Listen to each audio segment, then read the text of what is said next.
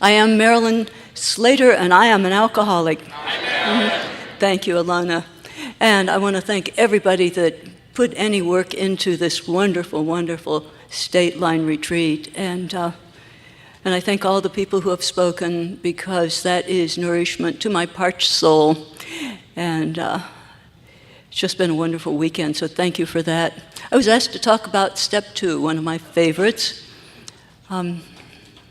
Came to believe that a power greater than ourselves could restore us to sanity.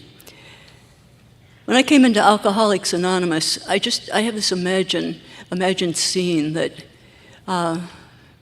God, whom I've come to believe in, was up in wherever God resides, looking over that, step 2, you say Marilyn Slater's in Alcoholics Anonymous? St. Peter says, yeah, it's true. She has to be restored to sanity. And God says, what an order. I can't go through with it. But since I've been sober for a while, I come to recognize that as just a manifestation of alcoholic grandiosity. God could do it. So, I think that I've always been a little bit hung up on this idea of being restored to sanity. I certainly realized that I was not a good example of sanity, ever. And I certainly engaged in a lot of destructive drinking. But what is sanity anyway? Our AA literature talks about soundness of mind, living in reality, being able to produce some kind of constructive actions rather than destructive living in unreality. And there's a thing that's attributed to Einstein. People say he really didn't say it. People who sound like they know what they're talking about, and that was insanity is doing the same thing over and over and expecting different results each time. I certainly identify with that. Back in the old days, before Alcoholics Anonymous, I didn't think I was insane, but I loved all the 7 deadly sins, of course, and had some favorites. But one thing that I just seemed to do over and over again was tell a lot of lies. And I didn't know why that was so until years later in Alcoholics Anonymous. I was just so desperate for people to say, I like you, I respect you, that I would do just about anything to get you to act like you liked me and respected me. There's a speaker down in Southern California, Evan D., that said, my higher power was the look on your face. And I thought, yeah. I just wandered around repeating this behavior. I had very few friends, maybe none.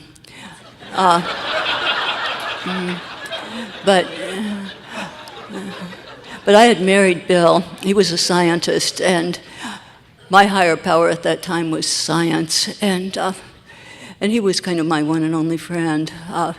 Friend in that sense of the word was what I think Rick described as, what was it, a parasitic entanglement. I like that, yes. I always imagined it as being tick-like. I just attach and drain out your life. But I was a student at UCLA, and Bill was a scientist there, and I actually made a friend, and somehow ended up trying to be what I thought she wanted me to be. And I would just tell her these stories. I made up a life, and she'd respond in a positive way, and I think, well, that's good. I'll keep going with this one.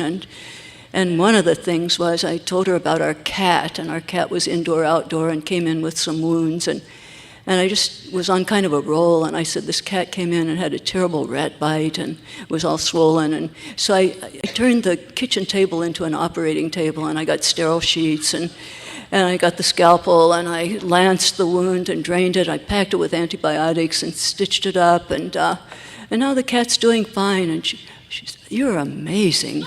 Oh my gosh, I needed that so desperately. And so some other things to build my character in her eyes. And I made the mistake of inviting her to dinner, so I had to prepare Bill, and I just told him some of these things that I said, "You have to go along with this, because, I mean, she's my friend," and he didn't say too much. And so she and her husband came to dinner, and sometime in the evening, one of the things she said, "I want to see this amazing cat, the one that you performed the operation on." And Bill just sat there and said, "There was no operation." Oh, and it was downhill from there. I don't think I ever saw her again. But I was paying the tab for that. Horrid embarrassment, not being able to keep a friend. But my action was to turn on Bill. "Why didn't you lie for me?" And he said, I don't lie. I don't tell lies." He said, "That's no excuse."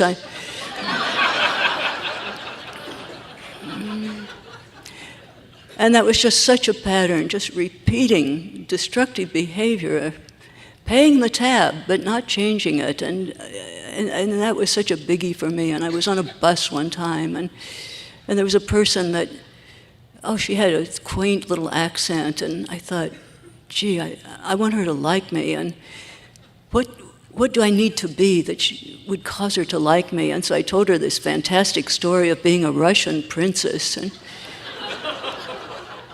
and there was a lot of discrimination against royalty, and so I just really escaped with my life, and a lot of precious jewels, and I've been living on them.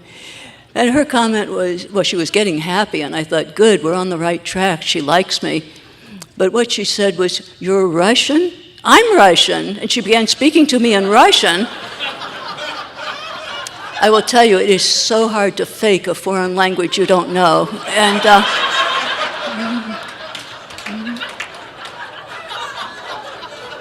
so she looked at me weird, and I was paying the tab. But instead of no longer lying, my solution was I signed up and studied Russian for a year at UCLA in case it happened again. And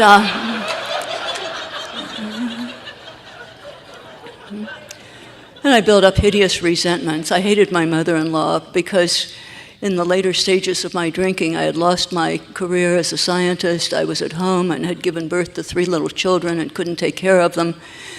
The care I gave them was to drink a lot of beer and sit in the garage and plan how I was going to go in the house and be a good mom.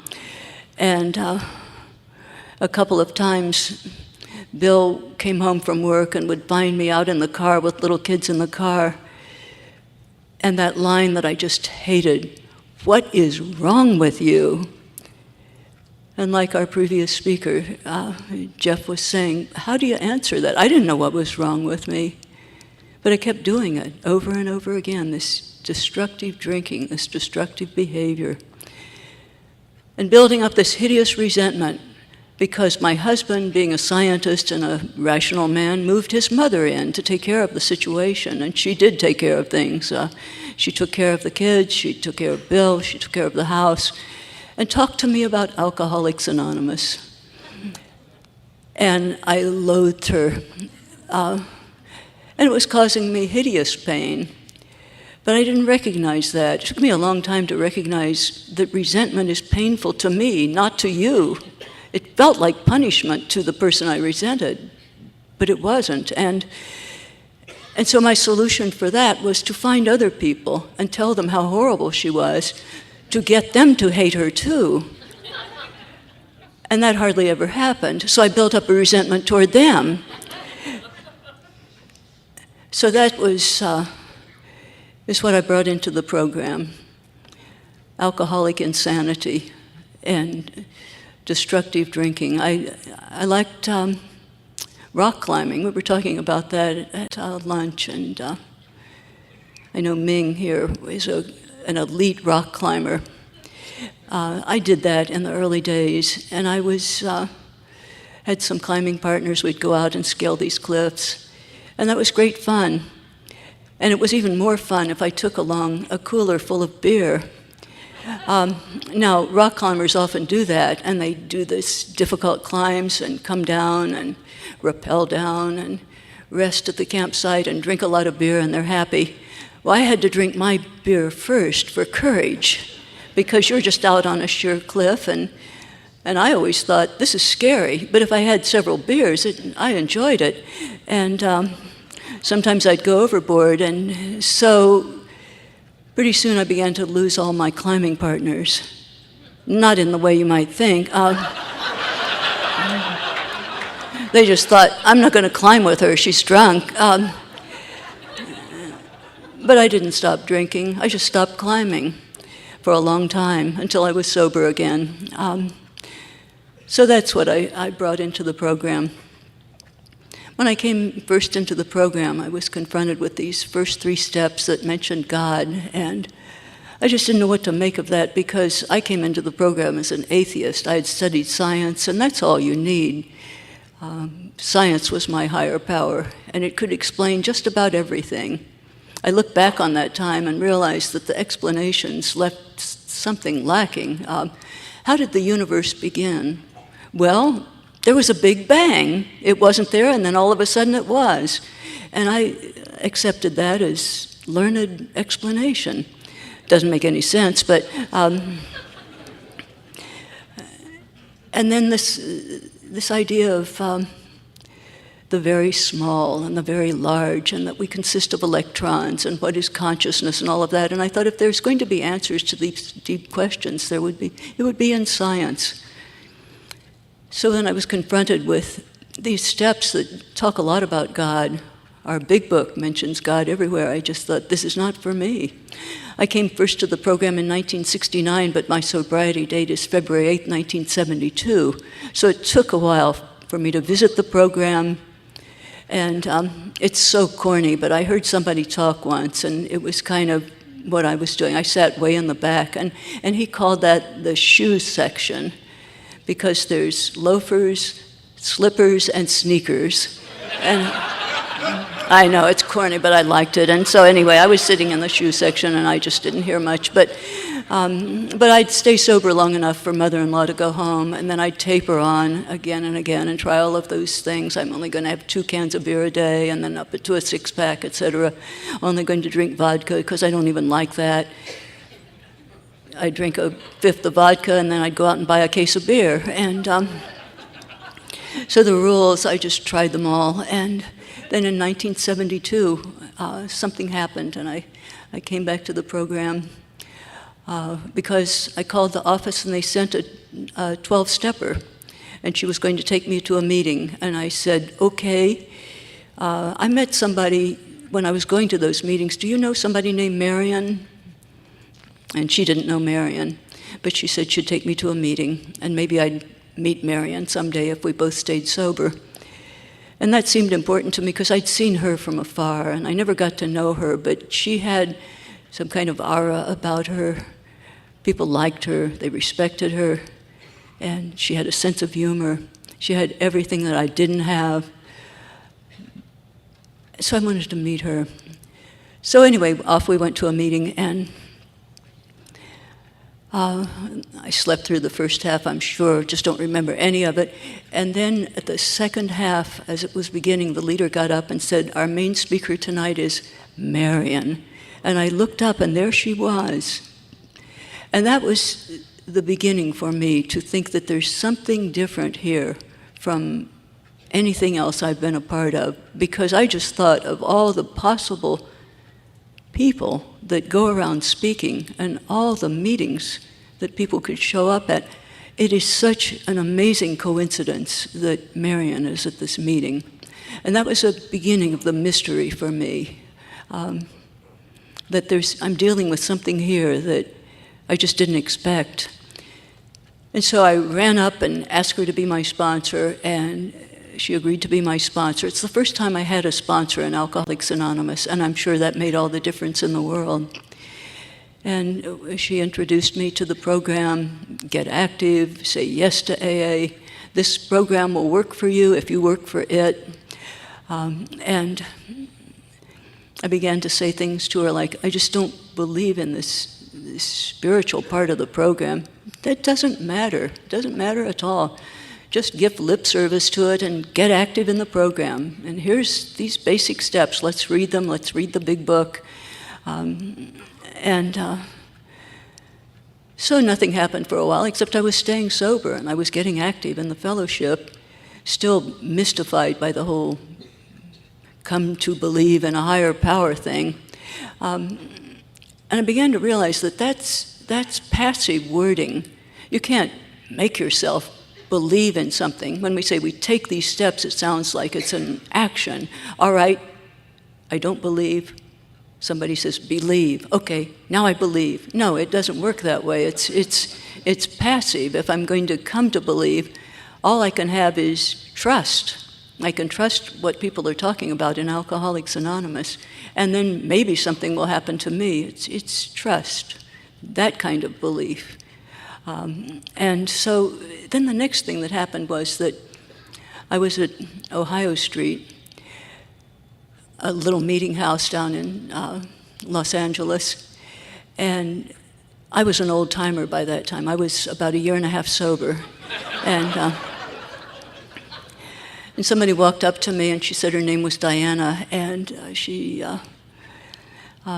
said, I'm really new, and I don't think I belonged here. My case is really different. And I just laughed inside. I tried not to express it, but I could see that she was just like everybody else in the room. I could tell. And I thought, in my old-timerhood, I will convince her. And I said, tell me about it. Just tell me, why do you think your case is different? And she said, well, I'm an atheist. And I said, gee, I am too. And she said, I'm some kind of scientist. And I said, oh, I am too. I didn't tell her about crashing and burning in the lab. She said, but I'm married to a professor. And I said, oh, so am I. Well, I have 3 children. Oh, so do I. And she went on and she said, I'm from the Midwest. Oh, so am I. And she said, but, it's a funny thing. I love the German language, and I like to speak German, and I just love the German language for some reason. And I said, oh, so do I. And we began speaking a little German to each other. And then the coup de grace, she said, but I went to the University of Chicago. And I said, oh, so did I. And at that point, we just looked at each other, and we knew our case was different.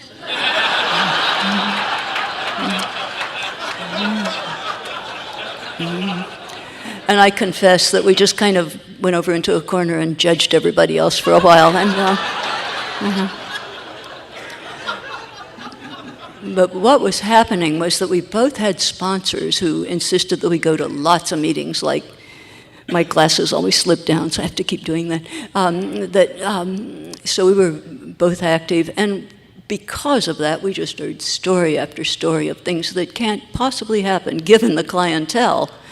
I kind of came in from my garage, and after being in the dark and drinking all the time, and we just have these motley paths, and yet something happens here that doesn't happen anyplace else in the world. People recover. They take up their beds and walk. They become useful people. They practice sanity. They're no longer self-destructive. They are restored to sanity. And we just had to accept that we don't know why it happens. It doesn't seem all that logical, but it does. And we became believers. And we both jumped in, and we've both been active ever since. She moved to New York some time ago, but we're still close friends after these many years. And that's been a great gift of sobriety, a good, good friend. I didn't have friends before because I could never be honest with them. So the person they met was not the person that was there. But with Diana, I was honest, and it was safe, and she was honest with me. And we became together just intrigued by this whole idea of higher power, and what could that all mean? And I heard Chuck Chamberlain at the time, and he knew something that I didn't know, but it was a big thing. And I wanted to know that, and one day I just said a prayer, not thinking really that anything was there, but just on the chance, if you're there, I said, I'd like to get to know you. I'd like to have experience of you. And if you're really there, I'm willing to go on any path you pick for me. Now, I thought that was a big concession to whatever might be listening, but it had already happened. I'd turned my will and my life over to this program long before and was cooperating with it. The brain was just finally catching up, wanting to make an admission of it, but also wanting to know, what is this thing that Chuck Chamberlain knows? Well, what happened? And I don't know whether it was related to that request, I'd like to get to know you. I think it was a result of taking these steps. But around that time, that was when we were emerging from the 60s, and Diana had a lot of interest in the Eastern religions, Buddhism and whatnot, and there was a saying in Buddhism, if you meet the Buddha on the road, kill him. And I said, what does that mean? And her interpretation, and it has many interpretations apparently. I'm not a Buddhist, so I don't know, but I have been told that if there is a higher power, which most of us come to believe, then it's just got to be so smart, so big, so complex, that whatever we understand here is probably going to be inadequate. But we do have epiphanies now and then, and we sense that something big is happening. That's meeting the Buddha on the road. That's coming into a relationship and knowing. But it's going to be inadequate.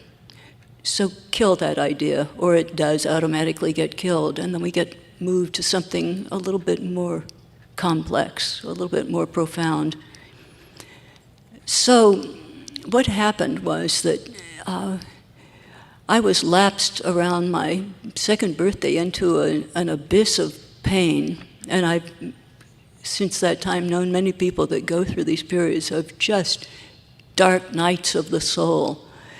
And sometimes it's just stretched over years and years. My friend and Diana sort of experienced it in a more measured way. It just took years and years, but mine started bubbling up to the surface at once, no doubt because of inventories and hearing stories, but I felt like I was going insane. I was in so much psychic pain that I don't think I normally could have lived through that.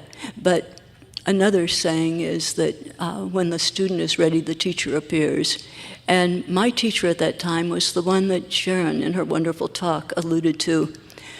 We had a friend, Bill B., that a couple of times would say, I just felt so different. I just imagined the spaceship was going to land and the doors would whir open, and there would be a voice that would say, we've come to take you home, Bill. And because he said that, I thought, he's a scientist. And he was a technical person, and so I could listen to him.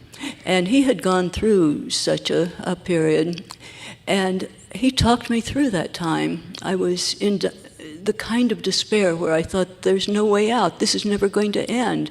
And I must be doing something terribly wrong to feel this bad, day after day after day after day.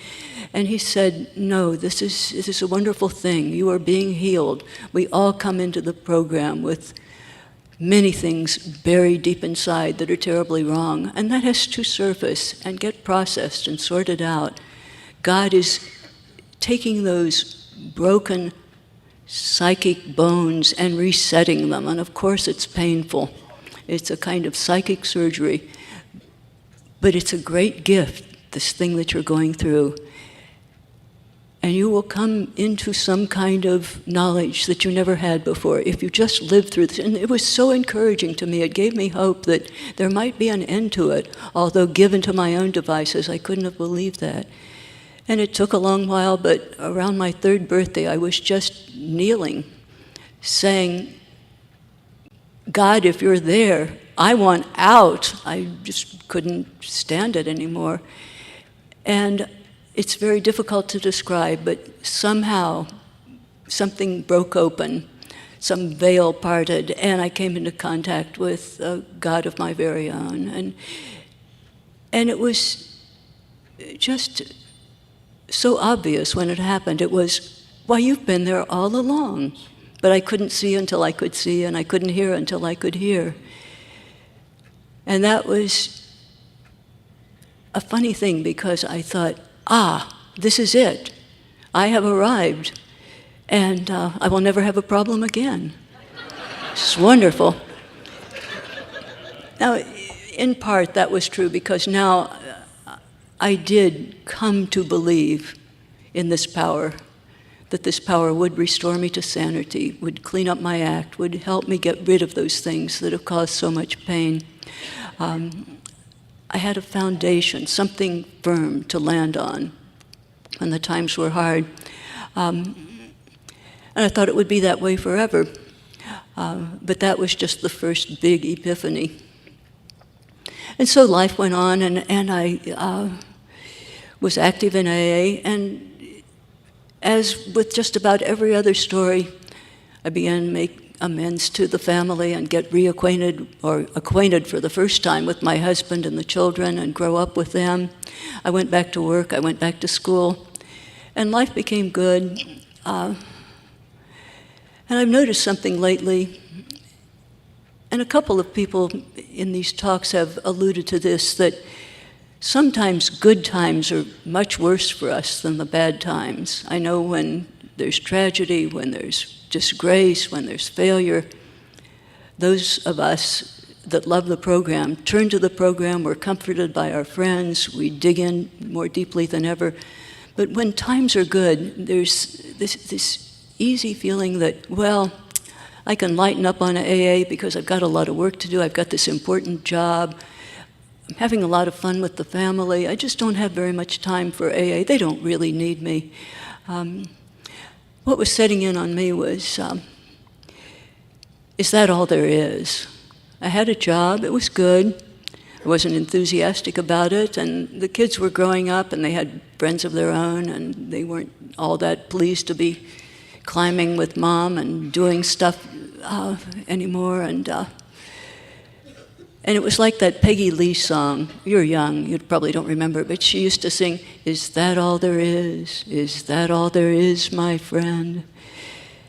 And that was kind of how I felt. But at that time, Susie, our youngest, had graduated from high school and went off to Israel with her friend, and who was an Israeli, and she lived on a kibbutz for about a half a year, learned Hebrew. So before she came back to the States, I joined her, and she was my tour guide for about 2 weeks in Israel. And something happened there. That was the next big thing in sobriety for me, and in my coming to believe, coming to know something. And I don't know why it happened, but it certainly involved my higher power. And if you think about it, if God wants to do something, God often does it in Israel. I mean,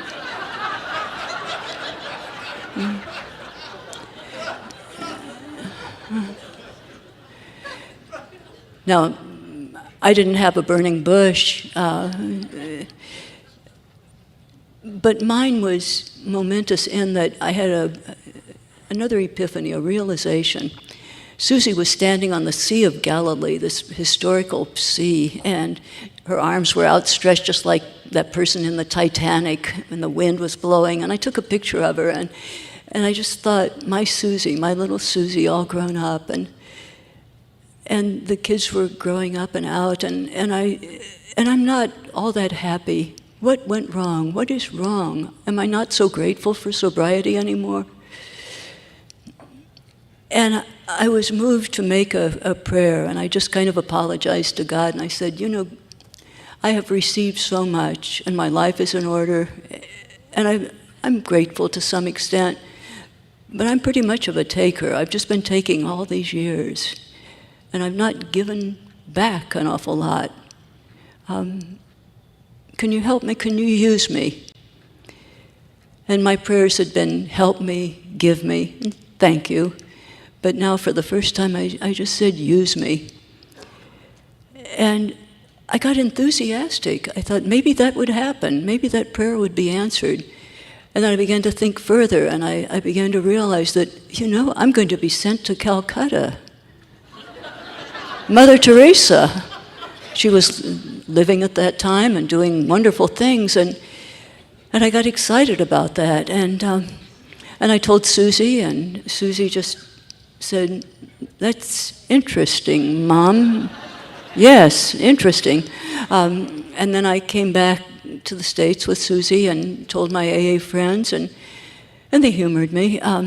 They said, well, that sounds good, but you're not a Catholic. You're married with a family. You don't know any of the languages of India. Maybe it's not Calcutta. Maybe it's closer to home. Maybe it's something in Alcoholics Anonymous. And I began to think about that, and I realized there is a Calcutta. It is the Pacific Group in Los Angeles. And it has its very own Mother Teresa, Clancy I.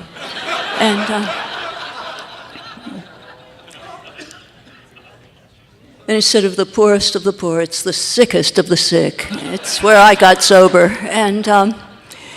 And that is the last resort. They used to talk about cars driving by, just a drive-by, throw them out right in front of Clancy's house. And so I threw myself back into the Pacific Group. I'd done quieter AA for a while and gone back to school and went to meetings there at UCLA. And I just went back to the Pacific Group, my birthplace, the religion of my childhood. And went to 7 meetings a week, went to all the activities, just got fully immersed, just like a newcomer. And I began to experience the kind of joy I had never known before. And I began to sponsor women, a lot of women. And I was sponsoring women at the time, and I told them what I'm doing. Come with me to the Pacific Group. And they just made that Dracula sign, no, I need quieter AA. And so I kind of lost them. But I began to sponsor women in the Pacific Group. And it was very easy because we have classes, like I'm class of 72. And I don't know whether you do that in your home group, but it's kind of nice because you grow up with the people who get sober in the same year and know your classmates. And there's a lot of peer pressure. And if you're a parasite like me, you are desperate for approval, and you attach to your sponsor, and you do these things. And I was just doing this. And when I was new, I was doing all of those things for approval, of course, because God used that. But I was getting yelled at a lot because I was so uncivilized, telling all those lies and cutting into line and just being just a jerk and awful. And so I was treated to what I call the bad dog form of sobriety. Like I just cut into a coffee line once, and an old-timer, Harvey A., said, "You cut into line, we don't do that around here."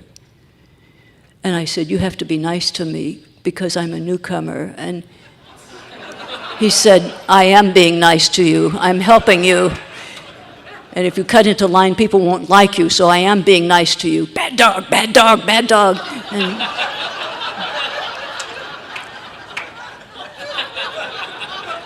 And unless people talked to me like that, I just didn't hear them. And so it was effective. But now I was back again in the Pacific Group, and I was sponsoring these newcomers, and I could say, "Bad dog, bad dog." It was so much fun. And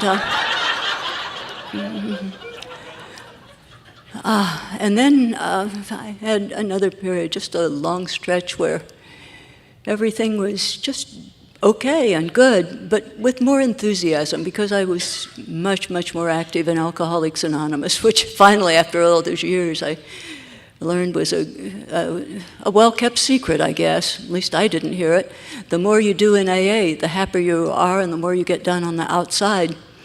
I liked work, I liked everything. But I especially loved participation in Alcoholics Anonymous. And one of my beloved sponsees. Sally from the East Coast was such an amazing person. She was doing social work, and she liked that. She was a good, kind person, but she really loved art history.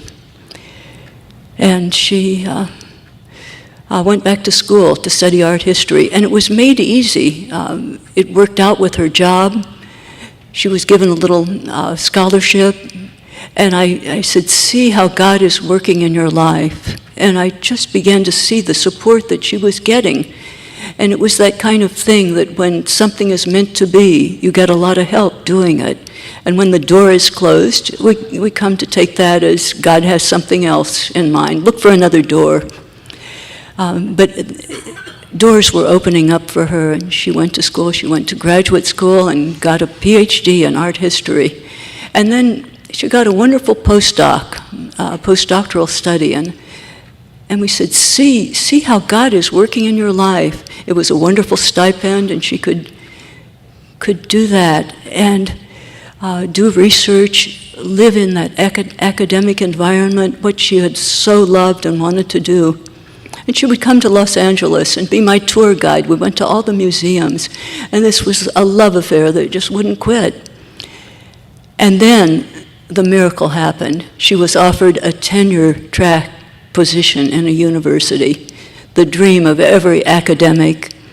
And she began to think about the courses that she would be teaching. And one day I was talking to her, and she had a pain right in the middle. And I said, well, go to the doctor just to get that reassurance that everything's going to be okay. And she went to the doctor, and the doctor did some tests and talked about a mass. Now, that's not what you want your doctor to say usually, mass. So she had some exploratory surgery, and the diagnosis was an aggressive form of pancreatic cancer. And I was dumbstruck. I couldn't say, see how God is working in your life anymore. I felt betrayed. I had a crisis of faith. This God that I had come to know wouldn't do anything like that. See how God is working in your life. This is ridiculous. I mean, she could do so much good in that position. And I must say that Sally handled it so much better than I did. She just went into some kind of acceptance, and it was beautiful to watch. And she set a great example for me, but I was still so shattered by this experience because it just did not conform with what I had imagined. It was my higher power meeting my Buddha on the road. Well, that one had to die because it was not adequate. And the amazing thing is, daughter Susie, the one I went to Israel with, was the one that had the answer for me. And I was telling her about that, and she had had her own spiritual awakening. She's not an alcoholic, but through teaching at a religious school at Notre Dame. And she is an academic, and she said, you know, what you're telling me about your sponsee, your friend, the one you love, Sally, reminds me of a long time ago when Pa, that's what they called their dad, Pa, read stories to us. He would read Winnie the Pooh to us. And I remember the story. One time, Piglet said to Winnie the Pooh, what is your favorite thing? What is your favorite thing to do? And Winnie the Pooh said, eating honey. And then he thought, and he said, no, it's that moment before eating honey. And Susie said, Sally has that moment before eating honey. And Susie had already taken a position, had a tenure-track position, was teaching in a medical school, and just in agony over faculty meetings and bickering and grading and students protesting. And there's this saying, why are academic politics so vicious? And the answer is because the stakes are so very small. And Susie just pointed out, Sally had that moment before eating honey. She knew she was going off to fulfill her dream. And she didn't have that horrible reawakening that comes with just about every job that you really look forward to going to. After 3 or 4 months, it's just eating honey is not as much fun as that moment before. And I was just moved to another place. And this time it was, wow, I don't understand, but I don't need to understand. Somehow I realized that we're fine here and in the hereafter. And that has sustained me. But it is coming to believe, but it's a process that occurs again and again, coming to believe something a little bit deeper, something a little bit more profound, something a little bit more reassuring as time goes by with these things that happen to us in Alcoholics Anonymous. And in these later years, there have been some really joyful and wonderful times, and there have been some terrible and scary tragedies. One time I was at Stateline and got word that our son had committed suicide. And that's the kind of thing that moms don't live through. But I had my higher power, and I had the entire fellowship at my back. And I was told by people who had experienced that just accept, and you will find that there's joy beyond that. That happened in 2011, and I can tell you there's been much joy in my life since that time. Because I believed, I came to believe my friends in Alcoholics Anonymous who had experienced similar things, like Sandy, the wonderful Sandy Beach, whom we lost a few years ago, like Julie St. J. down in Southern California, who lost her son 10 years before. And I went on. I was teaching at the time, and I was made president of this Lifelong Learning Institute where I was teaching, and that kept me busy too. I don't know how those things all work together, but I come to see the hand of God in just about everything. May not be there, but it makes me happier to believe. And so that was good. And I teach science courses, and I just realized at some point that everything has gone full circle. I used to think that either you're a scientist and you believe in a scientific explanation of the universe, and therefore you are an atheist, or you believe in the supernatural, the spiritual, and there is a God, and God takes care of the universe, but never the twain shall meet. I don't know how it happened, but I have come to believe that they are one and the same. This is a great big universe, and as I read about the billions and billions of stars in our own galaxy and billions of galaxies and the complex human body and the immune system and all of these complexities and the myriad of strange and wonderful animals, koala bears and dung beetles and condors and, miraculous things. That is just a measure of the magnitude of what is looking out for us in our group conscience, a power that keeps us safe, that keeps us sober. And in these last years, my husband began to grow weaker and weaker, and I became his caregiver. So I've been kind of out of speaking and doing as much as I would like to in Alcoholics Anonymous. I became a caregiver for Bill as I took care of my mom in her failing years. And I realize now that I was such a rogue. I was so bad and felt so much guilt about being just a catastrophe at home. Terribly rotten daughter, abusive wife. And my family forgave me as I made amends to them. I tried to. But I had to make living amends. And it was made especially sweet because I was able to take care of my mom in her last years. She lived with us her last 3 years. And as Bill grew weaker and weaker and began to fail and unable to take care of himself, I was his caregiver, and it was somehow a gift. I realized that this is my chance to really make amends to him, to care for him. And I'm just so happy that I loved every minute of that, to be at his side and express that to him.